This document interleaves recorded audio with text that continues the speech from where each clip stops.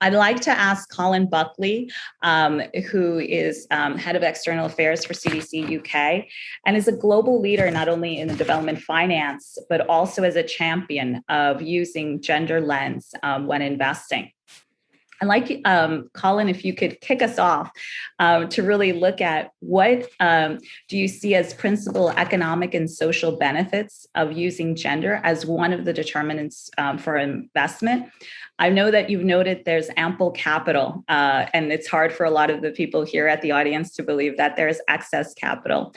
But there's, in terms of potential investments, how do we look at worthwhile investments so that we can actually deploy practical solutions on the ground?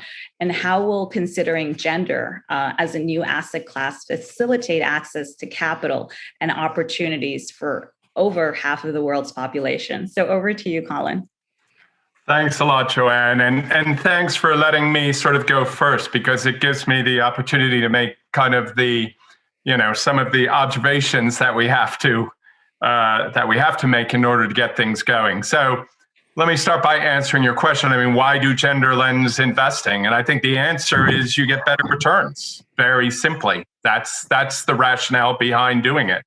One of the annoying yet obvious observations is that society in both the developed and the developing worlds has largely excluded a broad pool of talent. Sometimes through negligence, sometimes with intent, excluded them from the economy. And especially when we are working so hard to achieve the SDGs, we simply can't afford to do that.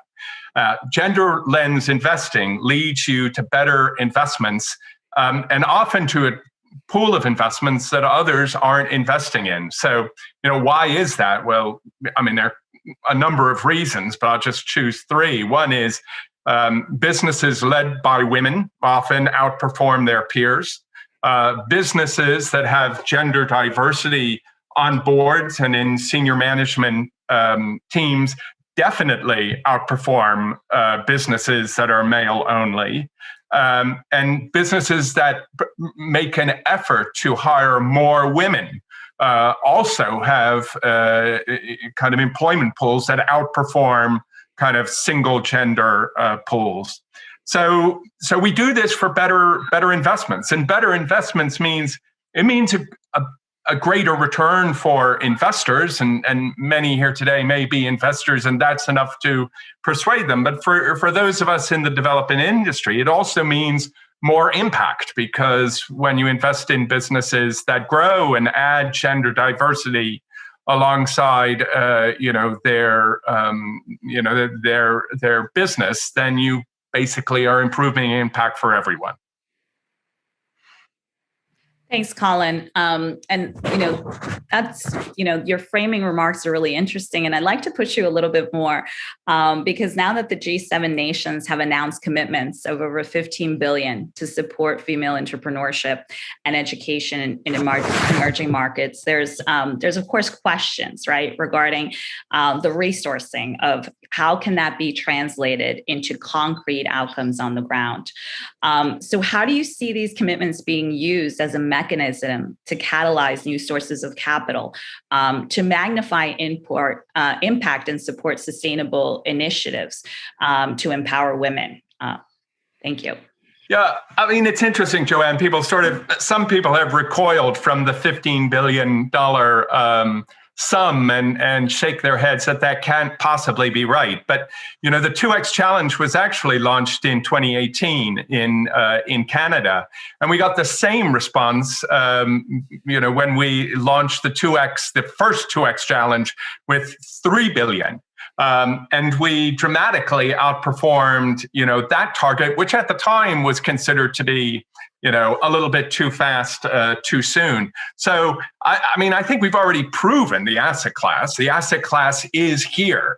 15 billion seems to be just kind of the normal kind of geometric increase that you'd expect to see in a new asset class. But, the reason why asset classes are important in development is for two reasons. At the margin, they can attract more capital, because you have to accept that there are some investors there who will make an investment decision on the margin because there is gender lens investing as either the sole purpose of the fund or a partial purpose of the fund. But more importantly, I think it's not more capital. As I said, Joanna, it's not. We don't need more capital. We need better allocated capital. And that's what asset classes let you do. They let you kind of focus your investing on gender, which we know, as I outlined, is a good place to put it. But beyond that, you've got a further kind of general benefit, which is the more we have asset classes that are characterized by their development impact, rather than that they're in kind of real estate or infrastructure, the more we promote, a conscious way of thinking, why am I making this investment? And we saw this played out with the first ESG funds. When you had an ESG fund, you had some investors who chose to invest in it. And then you probably had 10 times as many investors that said, wait a minute, why is there an ESG fund? And started to think about ESG as being kind of the purpose of a fund. So gender lens investing as a new asset class has a lot of direct, but even more powerful indirect development, aspects to it.